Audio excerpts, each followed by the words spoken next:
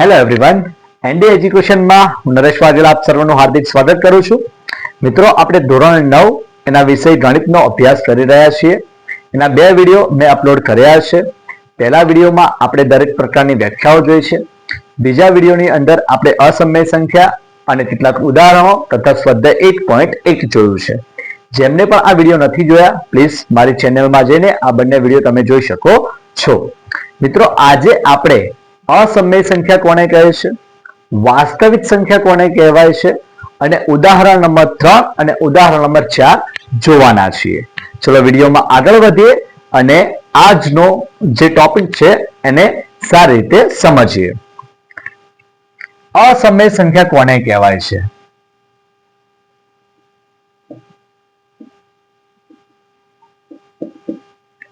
અસમય સંખ્યા કોને કહેવામાં આવે છે?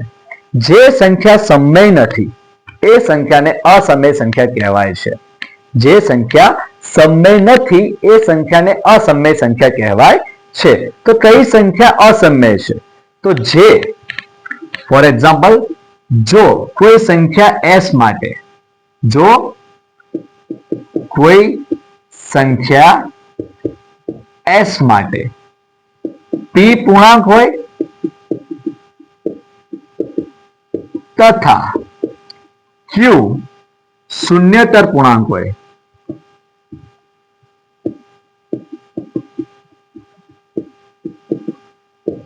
અને જેને p/q સ્વરૂપે ન દર્શાવી શકાય તેને અસમય સંખ્યા કહે છે. જે વસ્તુથી આપણે સમય સંખ્યાને ઓળખીએ છીએ કે સમય સંખ્યા એટલે કે જેને p/q સ્વરૂપે લખી શકાય, જ્યાં p અને q પૂર્ણાંક સંખ્યા હોય અને q does not equal to 0 હોય. ઓકે, આ જ કન્ડિશન અહીંયા છે, પરંતુ ન ના અર્થમાં છે. કયા અર્થમાં છે? ન ના અર્થમાં, કે પૂર્ણાંકો છે p અને q બંને પૂર્ણાંક છે. q એ શૂન્યતર પૂર્ણાંક છે એટલે કે શૂન્ય નથી અને p/q સ્વરૂપે ન લખી શકાય. ઓકે, તો એને કહેવાય છે અસમય સંખ્યા.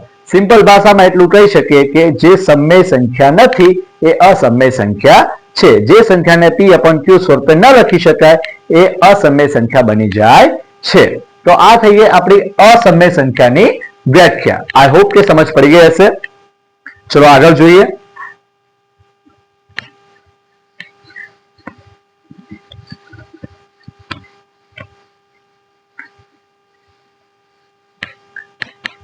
એડજસ્ટ કરવું પડે, ડસ્ટર ભૂલી ગયો. ઓકે, નો પ્રોબ્લેમ. હવે આપણે આગળની વ્યાખ્યા જોવાના છીએ. વાસ્તવિક સંખ્યા. વાસ્તવિક સંખ્યા કોને કહેવાય છે? વાસ્તવિક સંખ્યા તો સમય અને અસમય સંખ્યાના સમૂહને વાસ્તવિક સંખ્યા કહે છે.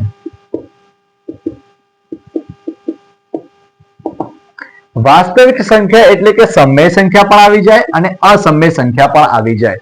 આના સમૂહને આપણે વાસ્તવિક સંખ્યા કહીએ છીએ. એટલે જ્યારે બી વાસ્તવિક સંખ્યાની ડેફિનેશન આપવી હોય તો એમાં બે સંખ્યાઓનો સમૂહ બનશે, એક સમય સંખ્યા અને બીજી અસમય સંખ્યા. ઓકે, અને આપણે સમય સંખ્યા કોને કહેવાય છે, અસમય સંખ્યા કોને કહેવાય છે એ પણ અન્ડરસ્ટેન્ડિંગ હોવી ખૂબ જરૂરી છે.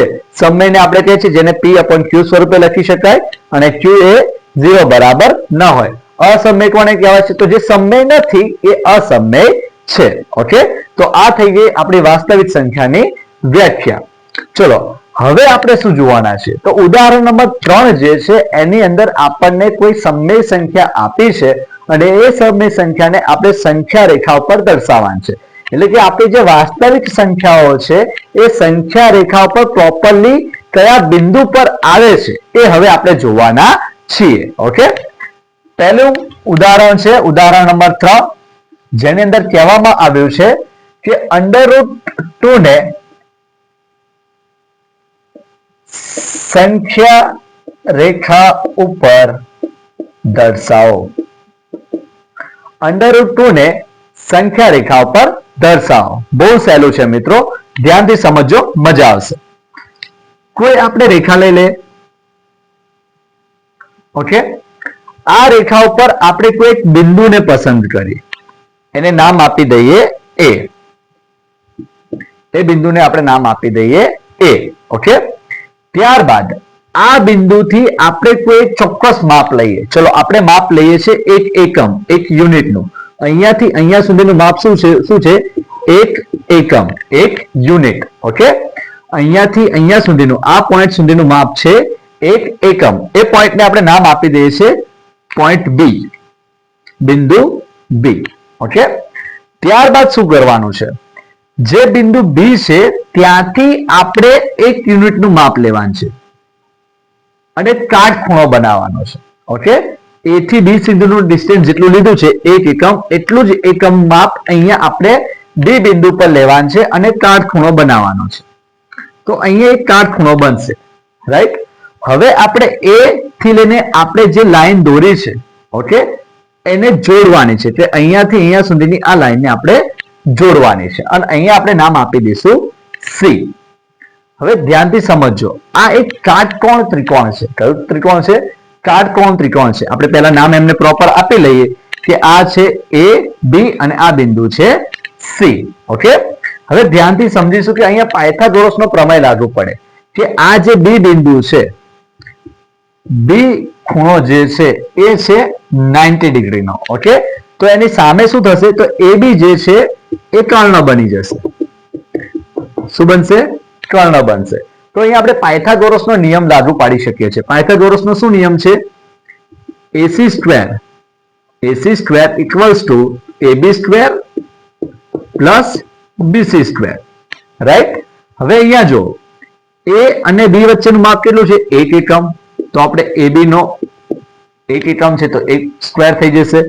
B અને C નું માપ કેટલું છે? તો અહીંયા પણ આપણે એક એકમ લીધું છે. અહીંયા જેટલું માપ હતું એટલું જ માપ આપણે અહીંયા લીધું છે. તો પ્લસ એકનો સ્ક્વેર. ઓકે, એકનો સ્ક્વેર એક, એકનો સ્ક્વેર એક, એક વત્તા એક 2, એટલે AC સ્ક્વેર શું થઈ જશે? 2. રાઈટ, હવે આપણે બંને બાજુ વર્ગમૂળ લઈએ તો સ્ક્વેર દૂર થશે. તો AC બરાબર અહીંયા વર્ગમૂળ શું નીકળશે? તો √2. 2 ને આપણે રૂટમાં લઈ લેશું. એટલે આપણું આ જે માપ છે AC નું માપ છે એ શું થશે? √2. ઓકે, હવે અહીંયાથી આપણે પરિકર મૂકીશું. પરિકરનો પોઈન્ટ અહીંયા મૂકીશું અને પેન્સિલથી આ માપ લઈને આપણે આ રીતે એક ચાપ દોરીશું. રાઈટ, આ જે ચાપ દોર્યો અને જ્યાં બિંદુ બન્યું એ બિંદુ આવશે આપણું √2. આ રીતે આપણે √2 ને સંખ્યા રેખા ઉપર દર્શાવીશું. ફરી એકવાર આખી પ્રોસેસ સમજાવું. એક સ્લીપિંગ લાઈન દોરી છે. રાઈટ, ત્યારબાદ આપણે એની પર કોઈ એક બિંદુ લેવાનું, એ ત્યાંથી કોઈ બીજા બિંદુ સુધીનું અંતર એટલે કે એક એકમ અંતર લેવાનું છે જેને આપણે નામ આપીશું બી. ઓકે, આ જેટલું અંતર લીધું છે એટલું જ અંતર બી ને ઉપર લેવાનું છે જેને આપણે પણ એક એકમ કહીશું. અહીંયા આપણો કાટખૂણો બનશે અને આ કાટખૂણાથી આપણે એક કર્ણ દોરી દઈશું. ઓકે, કાટખૂણાની એક્ઝેક્ટ સામે આપણે કર્ણ દોરી દઈશું અને અહીંયા નામ આપીશું સી. હવે આ જે AC છે એ AC નું માપ જેટલું થશે એટલાથી આપણે માપ લઈને એક ચાપ દોરવાનો છે. એટલે કે અહીંયા એક યુનિટ છે, અહીંયા એક યુનિટ છે, તો અહીંયા પૂરેપૂરી મેં ગણતરી દર્શાવી છે. રાઈટ, કે જે રીતે આપણે ગણતરી કરીશું કે ભાઈ એકનો સ્ક્વેર એક, એકનો સ્ક્વેર એક, બંનેનો સરવાળો 2, AC સ્ક્વેર આવશે 2. તો AC બરાબર કેટલું થશે? √2, જે આપણે શોધવાનું છે. એટલે આ જે માપ છે એટલું માપ લઈને આપણે આ રીતે ચાપ દોરીએ તો આપણને સંખ્યા રેખા ઉપર √2 મળી જશે. ઓકે, ચલો આ જ રીતે આગળનો પ્રશ્ન જોઈએ. ઉદાહરણ નંબર 4.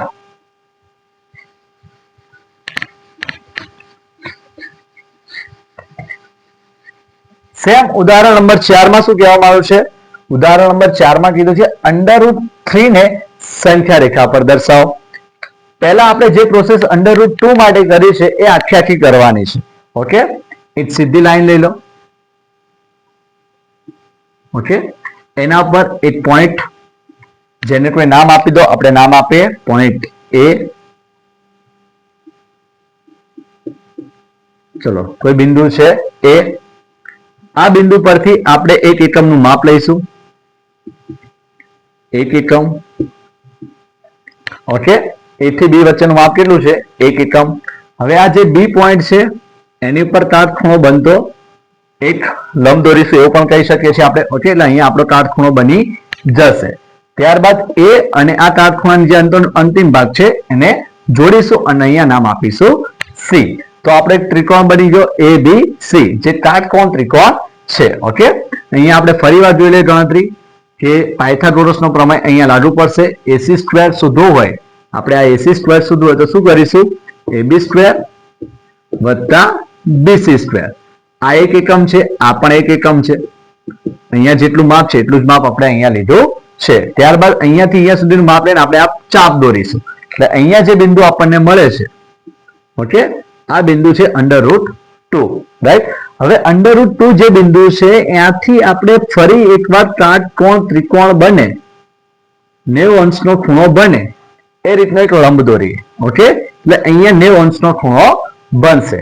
અહીંયા આપણે કોઈ નામ આપી દે પોઈન્ટ D અને અહીંયા નામ આપી દે પોઈન્ટ E.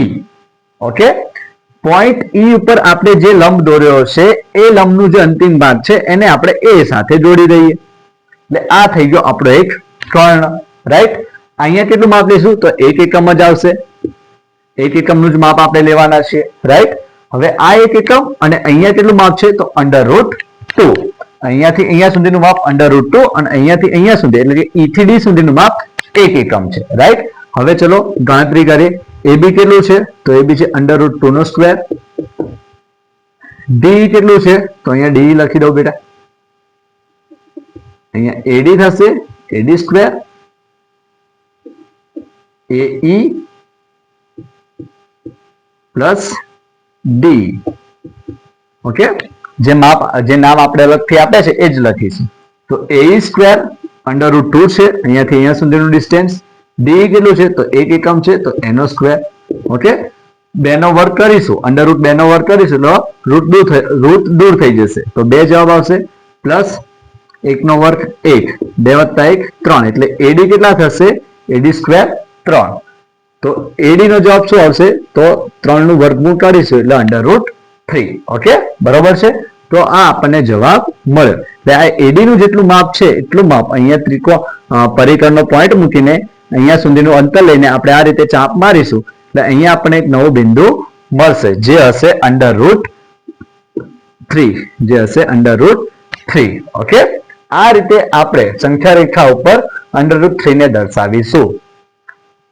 બંને એક્ઝામ્પલ સમજ્યા છીએ. થોડા સાધનોની અસુવિધા હોવાથી મેં ડાયરેક્ટ જ તમને સમજાવ્યું છે. જ્યારે મારી પાસે ઉપલબ્ધ થશે ત્યારે ચોક્કસ એનું માપ લઈને હું તમને સમજાવવા પ્રયત્ન કરીશ. આઈ હોપ કે આજનો વિડીયો તમને ગમશે, પસંદ આવશે. વિડીયોમાં તમને કંઈક નવું શીખવા મળશે. પ્લીઝ વિડીયોને લાઈક કરજો, શેર કરજો, ચેનલને સબસ્ક્રાઇબ કરજો. Thank you.